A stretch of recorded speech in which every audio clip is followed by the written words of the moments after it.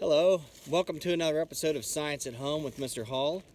I'm Jerry Hall, Brumfield Elementary School 5th grade science teacher, and I'm not at home right now. I'm out in the woods at Whitney Forest, and I'm standing here next to a couple of dead trees.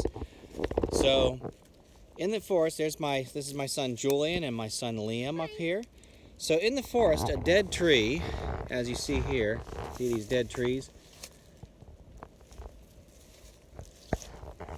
In the forest, we call that a snag, S-N-A-G, a snag. And so why is a fallen tree, a dead tree in the forest, why do we think that's useful? Hey, Julian, can you tell me why a dead tree might be useful in the forest? Because it's shelter for bugs and animals. Yeah, very good. It provides shelter for bugs and animals. And food. And what do you think, Liam? What else? Food. Food, okay. For fighting each other's animals. So what did you say grows on dead trees? Mushrooms. So fungus grows on dead trees, and moss, and lichen, and other things. Yep. No, not that.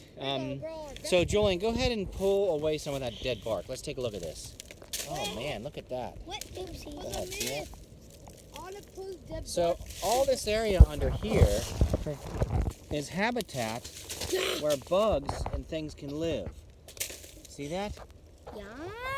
And animals like bears will claw away at this stuff, and woodpeckers will peck away and they'll eat the ants and termites that live here.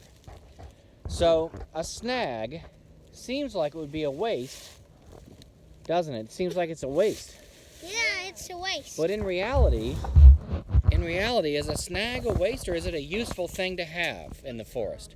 What do you think? It's a useful thing to have. It's a useful thing to have in the forest. So just to review, a dead tree in the forest that's fallen down is called a snag. And a snag, it's rotting and dead, so it provides a home for decomposers like fungus and insects and worms and such.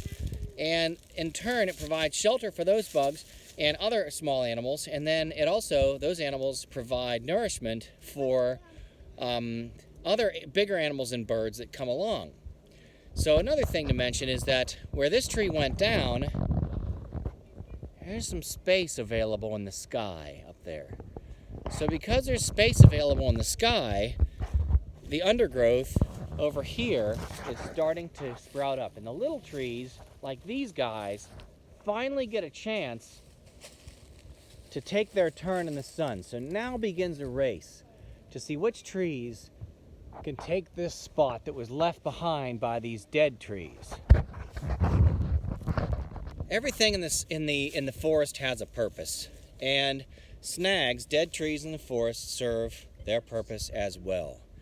So until next time, thank you for joining me on Science at Home with Mr. Hall, and as always, science is all around us.